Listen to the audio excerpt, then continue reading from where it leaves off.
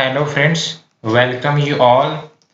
Today we will discuss the 16th Feb Daily Current Affairs of Vision IAS.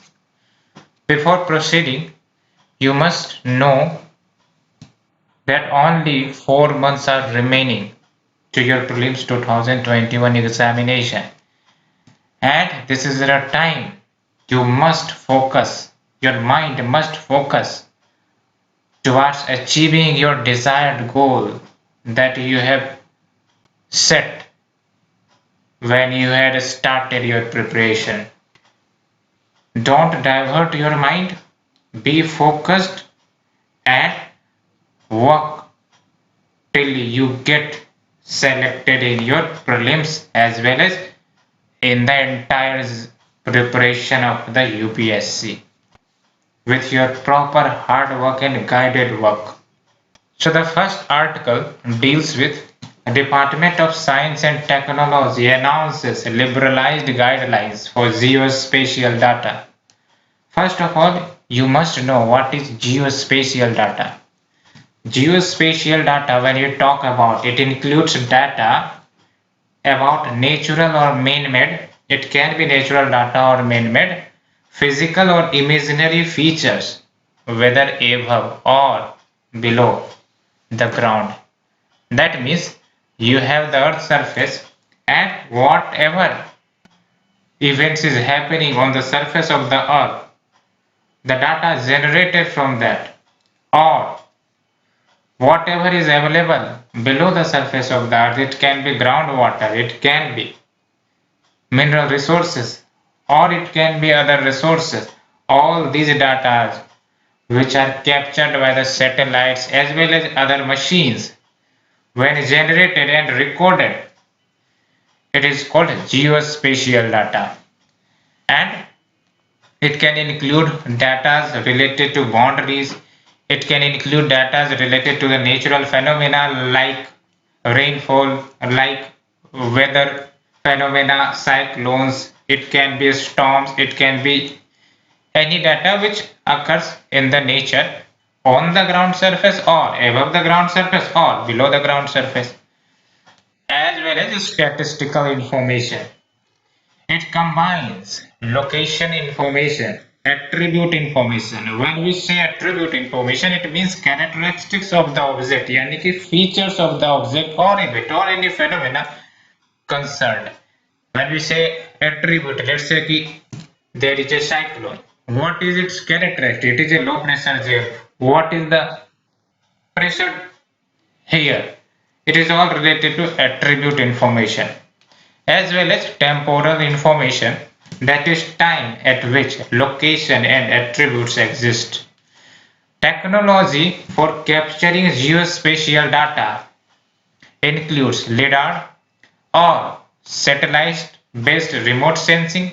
That is, we can use satellite. There are so and so much of satellite. It can be Indian made satellites or it can be foreigner satellite, just like GPS, just like other remote sensing data that can be used for capturing geospatial data, and mobile phone sensors which you can utilize to share information about some phenomena, as you see in the WhatsApp about glacial lake outburst that has been flowed recently. In your mobile phones you have all seen. So from this way data can also be captured. It usually involves information of public interest. Why this geospatial data is collected? It is so because of the public interest. It can be used for the benefits of the public, and the data can be collected for establishing rail lines, for finding out the water bodies so that irrigation as well as other water drinking facilities should be supplied, as well as for public amenities. These data are collected. And when we talk about present scenario, there are stricter restrictions on collection, storage, use, sale, dissemination of geospatial data and mapping. But these stricter restrictions resulted in hindering Indian innovation in map technologies. Now, what the change has been proposed? This sector will be deregulated. Means what was before is that keep someone, some company, some researchers who tried to gather data from this department, approvals were needed. But now, when this sector has been deregulated, aspects like approvals have been done away with. It will benefit researchers, it will benefit the involved stakeholders which uses this data and provide services as well. What has been the key guidelines? Indian entities, that is Indian companies, will require no prior approvals. Yes, no prior approvals. Security clearance will also not be required. Licenses will also not be required for acquisition and production of geospatial data and geospatial data services, including maps.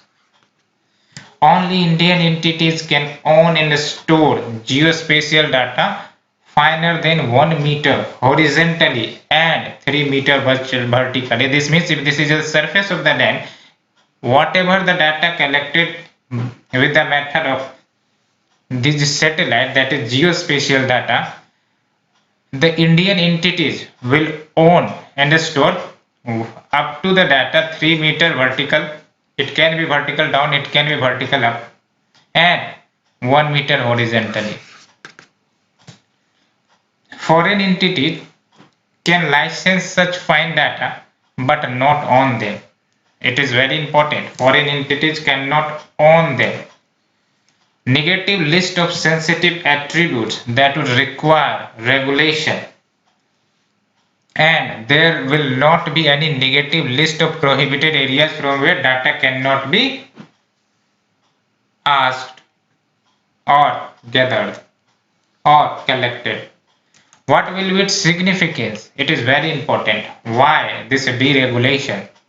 It will boost innovation in Indian sector and creating a level playing field for public as well as private entities, because now more easily geospatial data will be accessible, which will be utilized by the private entities, which was earlier available to the public entities. That's why hindering competitiveness as well as hindering the growth of the various services which can be provided by the private entities with the help of this data. Enable Indian companies to compete in the global mapping ecosystem. It will also aid Atmanirbhar policy, as India presently relies especially on foreign resources for mapping technology and services, just like you have seen the GPS and various satellites which are owned by America, which are owned by Russia. These foreign satellites provide data to Indian authority. Focusing on this, it will help India to reduce dependency on foreign resources for mapping technology and services. Now we come to our target 2021 prelims initiative. What you have to remember? What is geospatial data? It is very important. You have to know it. And what are the technology available for capturing this data? Yeah, you must remember it is LIDAR and other satellites that can be utilized. But you must remember LIDAR. And what is the benefit? You already know. Rest is important for mains point of view. But you must know one thing. Earlier there was stricter restriction on collection, storage, use of data. But now this regulatory restriction has been eased down. And what has been done? This point you need to remember. Indian entities will require no prior approvals, security clearance. this much, and only Indian entities can own and store geospatial data finer than 1 meter horizontally and 3 meter vertically, and negative list of sensitive attributes that would require regulation. These three important points you must remember for prelims point of view. Let's move to our next article, friend. It is about initiatives under National Food Security Mission. When we talk about National Food Security Mission, this mission was launched in 2007-8, and you must remember it is centrally sponsored scheme, means the state as well as center co-contribute funds in implementing these schemes to increase the production of rice, wheat and pulses, and how they will do area expansion and productivity enhancement, restoring soil fertility and productivity, creating employment opportunities, enhancing farm level economy. Presently, it comprises, you must remember, National Food Security Mission comprises of what subcomponents? It is National Food Security Mission Rice, and this means this mission also focus on enhancing productivity and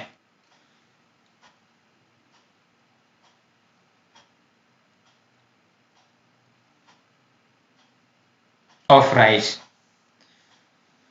NFSM wheat, NFSM pulses, coarse cereals, nutri cereals, commercial crops. What is the funding pattern in this mission?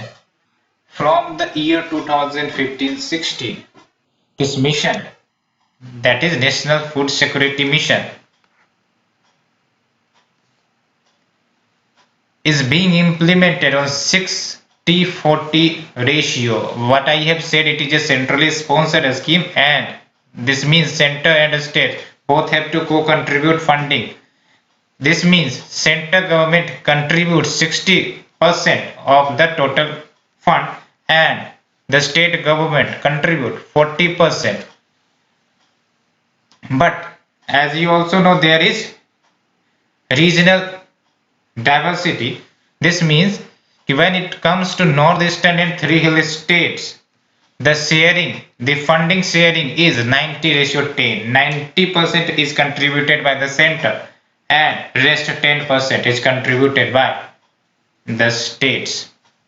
It has resulted in what has been outcome of this mission. It is trying to tell between 2014-15 to 2019-20, increase of total food grains production. This is very important information. Increase of total food grain production from 252.02 million tons to 296.65 million tons. The second improvement we have seen is increase in the productivity of food grains from 2028 kg per hectare to 2325 kg per hectare. The third improvement we have seen here is increase in the pulses production from 17.15 million tons to 23.15 million tons. The next benefit achievement, more than 100 lakh hectare area treated with micronutrients. That means those areas which were suffering from the micronutrient deficiency, they have been given the treatment of micronutrients coverage, biofertilizers, integrated pest management so as to increase the productivity of the overall crop and benefit the farmer's income.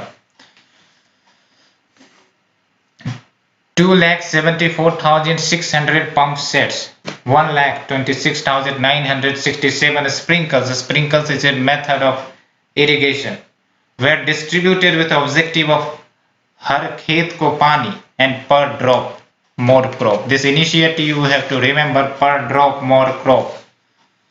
Initiative taken under it, you must remember, distribution of HYB seeds, that is high yielding varieties of seeds, farm machineries, tools, etc. Efficient water application tools such as solar pumps. Plant protection, because it needs plant protection, otherwise if there is any disaster, or it can be climatic, it can be insecticide, pest disasters. Then this initiative covers plant protection, nutrient management, cropping system based training to the farmers, primary processing units as per local requirements, and last, assistance is being provided to the farmers for organizing cluster demonstration on improved package of practices, demonstrations on cropping patterns so that farmers must be aware of the benefits of this clustered farming. So what you have to need to remember about the prelims 2021 is you have to remember National Food Security Mission is a centrally sponsored scheme. There is a pattern of funding both coming from the state as well as center. And you have to remember what is the area of focus of this scheme. And you must remember which subcomponents lie in it. National Food Security Mission, rice, wheat, pulses, coarse cereals, nutri-cereals, as well as commercial crops. You need to remember commercial crops. Funding pattern we have told you, and you must remember funding pattern, not that it is 60 ratio, 40 or 90 ratio 10, but you must remember that center as well as states both co-contributes. For outcome, you have to remember for mains purpose. Now that's enough for prelims 2021. Let's move to the next article. It is about over 1 crore micro, small and medium enterprises, that is MSME, registered in country over period of 5 years. This is a good information and we must credit to the government.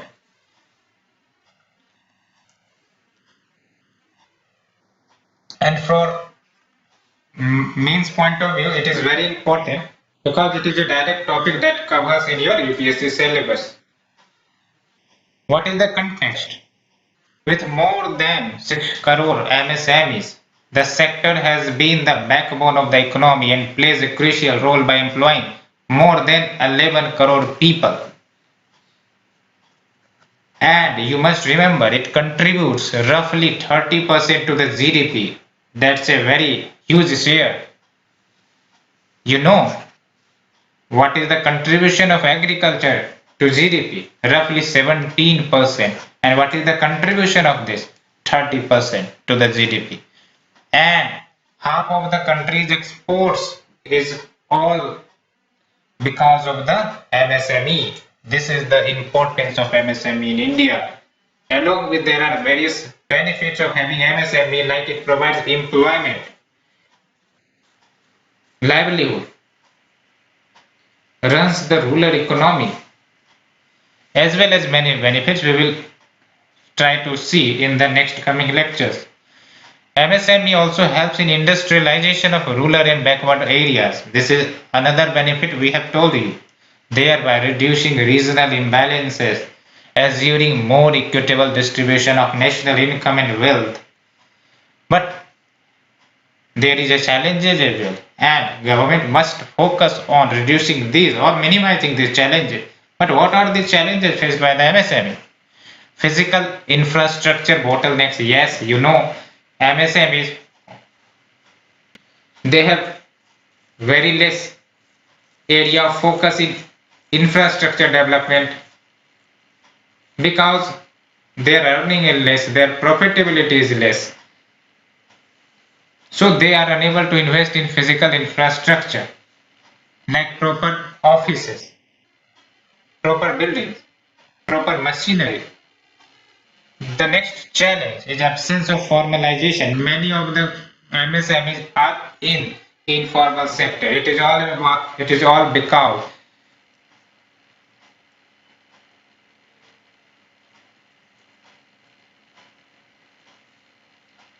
their turnover does not crosses the qualification for coming into the formal sector. Inertia to technology adoption means if MSME does not want or restricts themselves to adopt a new technology because these technology may poses danger. They does not need have a skill to utilize it, so they stops from adopting the technology. Capacity building, backward and forward linkages means if there is a MSME and if there is a bigger company which can cater this the demand of MSME, which can use the raw materials produced by MSME in the bigger company, then there will be a good backward and forward linkage. Both will benefit from each other. But if there is no availability of bigger companies, then definitely the linkages gets broken and the profitability of the MSME gets affected, because it is all based on how much demand and supply is maintained. If demand is very much, MSME will also try to increase its productivity. Lack of access to credit and risk capital, problems of delayed payments, rehabilitation of sick enterprises, etc. But we have to understand what has the initiatives has been taken for MSME sector to reduce these challenges. First of all, revision in definition of the MSME. That is, export turnover will not be considered in aforesaid turnover limits. You have not to remember. The next is Udyam registration portal. This was launched in 2020. And what is its aim? Its aim to reduce transaction time and cost for entrepreneurs and promote ease of doing business. Along with the next reform, relief under Atmanirbhar Bharat. And what is the relief? Collateral free automatic loans, funds of fund scheme, etc. has been launched to assist these MSMEs to grow, to overcome the COVID-19 crisis. Champions portal aimed at making a smaller units big by solving their grievances, the problem they faces, encouraging and hand holding them throughout business life cycle until unless they overcome the challenges and grow from themselves. This is the MSME definition which has been revised. Distinction between manufacturing and service sector, was previously there, but now it has been eliminated. And we will see, but you don't have to remember this eligibility criteria. You are not going to give an examination of Rattamaru competitive exam, but it is an exam of UPSC which judges your analytical and thinking power both in prelims as well as in mains. This Rattamaru information is not useful, but you can understand what is the category of micro enterprises, that is investment in equipment not more than 1 crore and annual turnover not more than 5 crore. And what is the definition of a small? Investment in equipment not more than 10 crore and annual turnover not more than 50 crore. Medium enterprises, investment in equipment not more than 50 crore and annual turnover not more than 250 crore. You not need to remember. What you have to remember for prelims 2021, I will tell you. First of all, you have to remember this data. More than 6 crore MSME now has been registered, and this can be used to ask a question in any of the statements because it is a government data. This can be remembered. And the challenges faced by MSME, it is a part of MS mains examination. You have to remember, but not for prelims. Some initiatives for revitalizing MSME sector has been launched. You have to see some schemes that operates for MSME and what has been done in the budget 2021-22. You have to collect those information because in questions related to industries in the prelims comes from the budget. You have to remember from that, although it is not so important for prelims, it is more important for mains. Let's move to the next article. It is about RBI sets up panel for strengthening, consolidating urban cooperative banks. First of all, you have to know what is urban cooperative banks. When we say urban cooperative banks, it is a primary cooperative banks. Cooperative means what? Persons are accumulating here and they are engaged in banking, providing banking services. So when we say urban cooperative bank, it refers to primary cooperative banks located in urban and semi-urban areas. And you must remember, they are registered as cooperative societies under the provision of either the State Cooperative Societies Act of the state concerned or Multi-State Cooperative Societies Act 2002. You must remember, this is the two acts through which cooperatives banks are registered. And you must remember, this urban cooperative banks can be scheduled or not scheduled. When we talk about scheduled bank, this means that these banks which are scheduled must be in the list of RBI's scheduled list, where more regulations and restrictions have to follow to these banks. And this can be scheduled and non-scheduled, we have say, and again of two kinds it can be, and this further is divided into two parts: multi-state, this means those operating in more than one state, and those operating in single state. There are 1482 urban cooperative banks and 58 multi-state cooperative banks. You not need to remember this data, but you have to remember that UCBs can be scheduled or non-scheduled, and they can be multi-state or single state. Let's move to the context. Panel, which has been set up by the RBI to come up with a vision document for a vibrant and resilient urban cooperative bank sector and suggest effective measures for faster rehabilitation and resolution of urban cooperative bank that faces crisis, that faces governance issues. So we have to strengthen them, because if you strengthen them, then the credit facilities that can be available to MSME or the needed persons in the urban or suburban area can be fulfilled easily. But if governance is already dull, how can credit facilities can be disbursed properly to the required to the needed person? This panel will also look into the regulatory measures RBI has taken with respect to urban cooperative banks, evaluate the need for differential regulation if needed for different urban cooperative banks as per the requirement. Means this panel will give review that if there are 5 urban cooperative banks, they are different. So there can be different regulation for each 1 of them to enhance efficiency, to enhance governance system in the urban cooperative banks, because you have seen recently Maharashtra and cooperative bank, Maharashtra and Punjab cooperative banks, and many such cooperative banks have been facing the issue of crisis. They have been closed down, they have been merged. Why? Because of the crisis that has been internally risen because of various issues we will see later. Earlier, Parliament passed the Banking Regulation Amendment Bill 2020, which seeks to protect depositors of cooperative banks and empowers the Reserve Bank of India. Yes, it empowers the Reserve Bank of India to regulate banking activities of cooperative societies.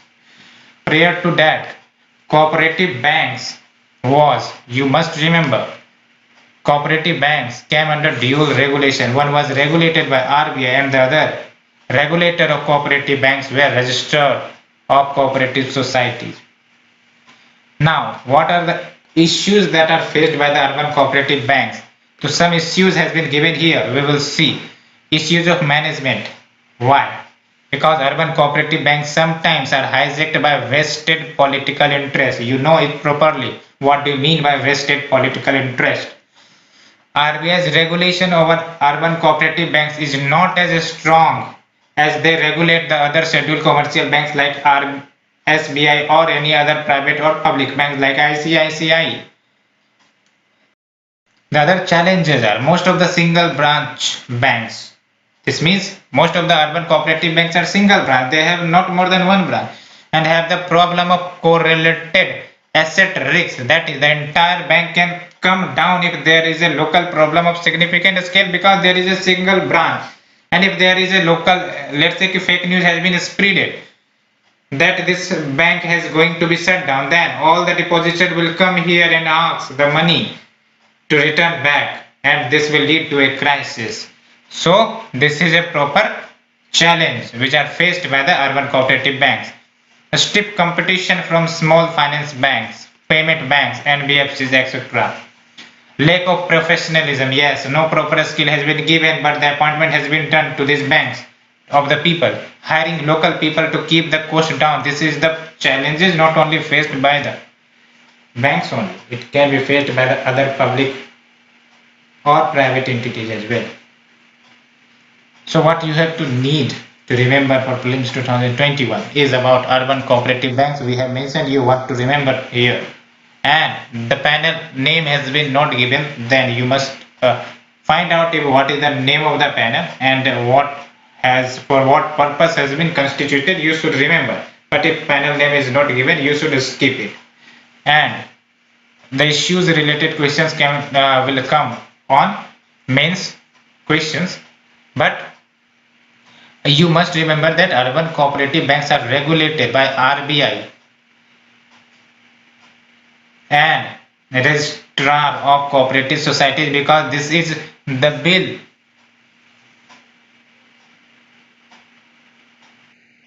and if this bill is not came out to be enacted by the president assent, then till both RBI and registrar of cooperative societies will regulate this. You must remember it, and you must also see this information what comes in the news about this bill, because this will change this definition of regulation. So let's move to the next article, friend. It is about certified jute sheets distribution program and awareness workshop which has been inaugurated for jute farmers.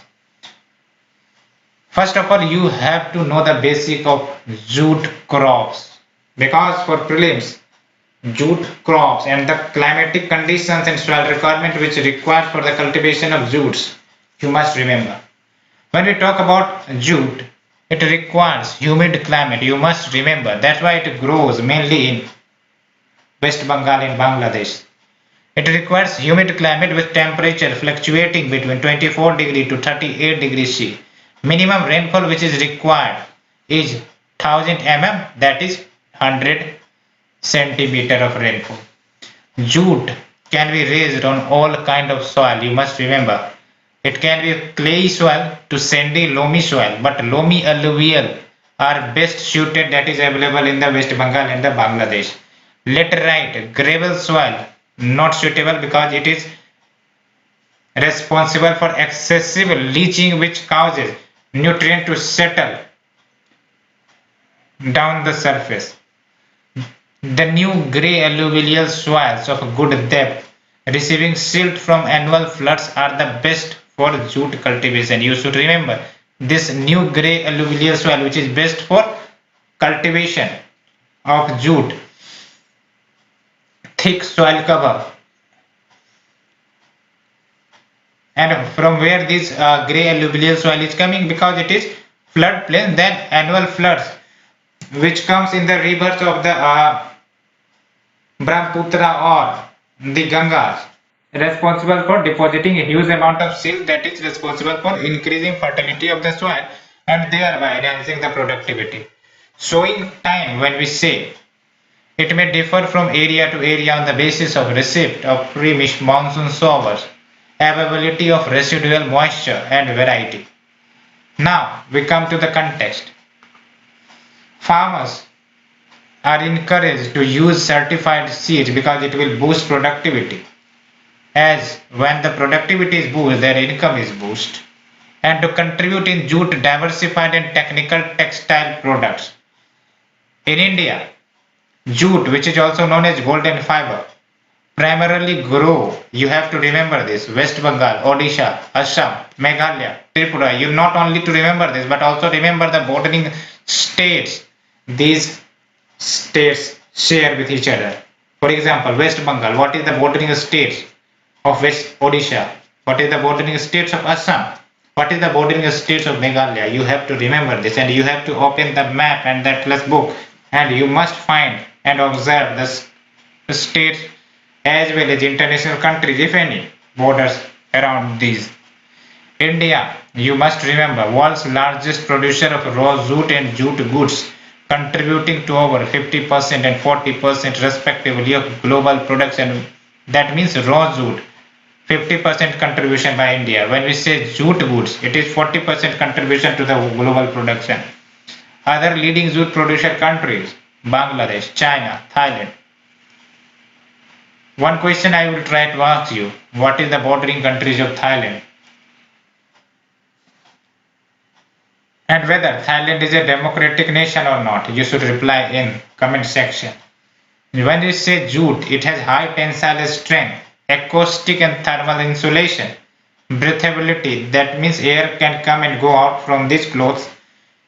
It will help in keeping the crops as well as any item that has been packed through jute material healthy. Low extensibility, ease of blending with both systematic and natural fibers, and anti-static properties. Major challenges which has been faced. It is not only faced today. Has been faced since the coming up of jute industry. It is about obsolete processing technology. That means we require technology upgradation, lack of product diversification. Product diversification means we have to diversify the jute goods to attract more markets, not only in India but all over the world where we export this product. Shortage of raw materials. Steps for jute industry which has been taken by the government. The first one is mandatory packaging in jute materials. And what is the current status? At present, minimum 100% of food grains and minimum 20% of sugars are to be compulsorily packaged in jute sacking or jute bags. You must remember 20% of sugar are to be compulsorily packaged, not 100%, but food grains when we talk it is 100%. Jute is included in minimum support price regime, you must remember it. Jute eye care, jute improved cultivation and advanced rating exercise. It is used for using certified seeds, adopting scientific technique.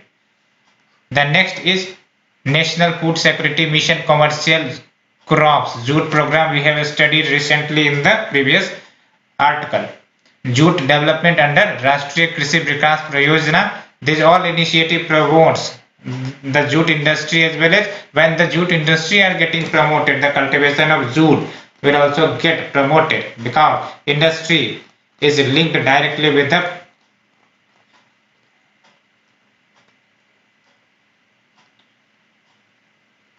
availability of jute as a raw materials. Let's move to the shorter news, friends. Before that, what is important for you to remember for prelims 2021? It is the climatic and soil requirement. It is very 110% important. You must remember the climatic and soil requirement of the jute. And what is the next to remember? It is India's world's largest producer of raw jute and jute goods. This have to remember. And what is the area where jute cultivation is done? It is West Bengal, Odisha, Assam, Meghalaya, Tripura. You have to remember, generally northeastern region. And what you have to remember, the other jute producing countries, Bangladesh, China, Thailand. This have to remember. And you must remember these steps for jute industry may mandatory packaging of jute reels, and you have to collect 5 more points about this mandatory packaging and jute material. Which department, which ministry has launched this scheme? You have to remember this. Now let's move to the shorter news. It is about Sandesh. What is it? It is an instant messaging platform which has been launched by National Informatics Center. You have to remember Sandesh, instant messaging platform, and it comes under the Ministry of Electronics and Information Technology, you know, NIC. Maiti के अंतर comes under Maiti. Initially, it was open only to government officers and now has been released for the common public. Now, common public can also use this instant messaging platform. It has been an additional safety feature. What is this additional safety feature? It is that it allows a user to mark a message as confidential, will allow the recipient to be made aware the message should not be shared with others. This is the benefit. And you know, WhatsApp and Telegram apps does not provide this confidentiality hallmark. It was launched as a part of government strategy to push for use of India-made software. This is a very good initiative. If every Indians start following it, then the issue of privacy, which is destroyed by the Facebook and other social media apps, which is occupied by the foreign company, will automatically come to their feet and build an ecosystem of indigenously developed products. This is the benefit. Yes. What is the next news? It is about digital intelligence unit. What is it? Digital intelligence unit will be set up as a nodal agency by Ministry of Communication. For what purpose? For a speedy investigation and resolution of cases. You have to remember, digital intelligence unit. For what purpose? A speedy investigation and resolution of cases related to financial frauds involving telecom resources. It will coordinate with various law enforcement agencies, financial institutions and telecom services providers in investigation. At license service area level, the telecom analytics for fraud investigation and consumer protection system will also be created. What will be the benefit of it? This will strengthen the trust of the people in digital ecosystem and will make financial digital transactions primarily through mobile more secure and reliable. This is the need of the hour. The next news is about Karlapat Wildlife Sanctuary, Odisha. When it comes about any environmental news, whether it is wildlife sanctuary, whether it is national park, your eye and ear must be alerted at the time when the information has been come here by the news, because this is the target point of the UPSC question maker. They will pick up from these news about environment section and the next news which have been come it about Karlapat Wildlife Sanctuary. What is the context? 6 elephants died for why? Hemorrhagic septicemia in this Karlapat Wildlife Sanctuary in the last 14 days. Hemorrhagic septicemia, when we talk it is a contagious bacterial disease. Yes, you have to remember, it is a bacterial, not viral disease, which infects animals that come in contact with contaminated water or soil. The sanctuary is located in Kalahandi district. You must remember, and rich in wildlife. What for? Leopard, gaur, sambar, nilgai, barking deer, mouse, deer, soft claws, ottawa. Ottawa you must remember for a specific purpose. And Furli Jharan waterfall. Furli Jharan waterfall located close to the sacred sanctuary. You must remember. You must remember here for what is important for prelims 2021. One, it is location, that Karlapat Wildlife Sanctuary is located in Odisha, and more specifically it is in Kalahandi district. And what it is rich for? This species you should remember, it is general species, you will easily remember. And what you have to remember more, it is what Furli Jharan waterfall is located close to this sanctuary. And one more point you have to remember is Furli Jharan waterfall, on which river it lies. Let's move to the next article. It is Khwaja Muhyiddin Chishti, very important for history. PM offered a chadar during 809th URS Tours Festival at Dargah of Khwaja Muhyiddin Chishti.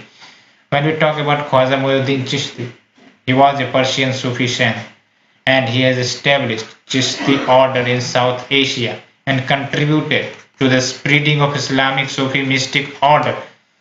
He is known as Garib Nawaz, benefactor of the poor. Garib Nawaz, you have to remember. After his death at Dargah, a Muslim shrine or tomb, it can be, was erected in Ajmer, Rajasthan by Iltutmish. This particular ruler you have to remember, Iltutmish, and later enlarged by the Mughal emperor Humayun. And what was the relation of Humayun with Iltutmish? You have to tell me in the comment section. So friend, this was the today's lecture. Hope you have enjoyed this lecture, and if you have enjoyed, please like, share and subscribe this. Thank you friend. Thank you very much.